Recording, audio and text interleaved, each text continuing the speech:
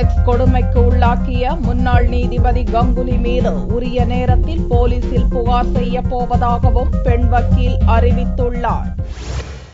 உச்சநீதிமன்ற முன்னாள் நீதிபதி கே கங்குலி கடந்த ஆண்டு இறுதியில் இளம் பெண் வக்கீலை செக்ஸ் கொடுமைக்கு ஆளாக்கியதாக புகார் எழுந்தது.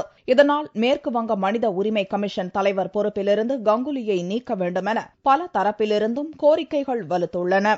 இந்நிலையில் உச்சநீதிமன்ற தலைமை நீதிபதி சதாசிவத்துக்கு திங்களன்று கடிதம் அனுப்பிய கங்குலி தான் எந்த பெண் பயிற்சி வக்கீலையும் செக்ஸ் கொடுமைக்கு ஆளாக்கவில்லை என்று தன்னிலை விளக்கம் அளித்திருந்தார். உச்சநீதிமன்ற நீதிபதி என்ற முறையில் செல்வாக்கு மிக்கவர்களுக்கு எதிராக சில தீர்ப்புகளை கூறியதால் தன்னை பழிவாங்கும் நோக்குடன் சதி வேலைகள் நடந்து வருவதாகவும் அந்த கடிதத்தில் கங்குலி கூறியிருந்தார். செக்ஸ் புகார் கூறிய பெண் வக்கீல் கங்குலியின் தன்னிலை விளக்கத்தை நிராகரித்துள்ளார். கங்குலிக்கு எதிரான தன்னுடைய வாக்குமூலம் பொய்யானது என்று யாராவது கூறினால் அவர்கள் தன்னை மட்டுமல்ல உச்சநீதிமன்றத்தையும் அவமதிப்பதாக அர்த்தம் என்று லீகலி இந்தியா வலைதள பிளாக் மூலம் பெண் வக்கீல் தெரிவித்துள்ளார். இந்த விவகாரத்தை இருட்டடிப்பு செய்து விசாரணையிலிருந்து தப்புவதற்காக சிலர் வதந்திகளை பரப்பவும் அரசியலாக்கவும் முயற்சிப்பதாகவும் கங்குலி மற்றும் அவருக்கு ஆதரவாக குரல் கொடுப்பவர்களை பெண் வக்கீல் சாடியுள்ளார். சூழ்நிலையின் முக்கியத்துவத்தை உணர்ந்து இந்த விவகாரத்தில் ஆரம்பம் முதலே மிகப்பெரிய பொறுப்புணர்வுடன் தான் செயல்பட்டு வருவதாகவும் உரிய நேரத்தில் உரிய சட்ட நடவடிக்கைகளை எடுப்பது பற்றி தான் ஆராய்ந்து வருவதாகவும் பெண் வக்கீல் திட்டவட்டமாக தெரிவித்துள்ளார்.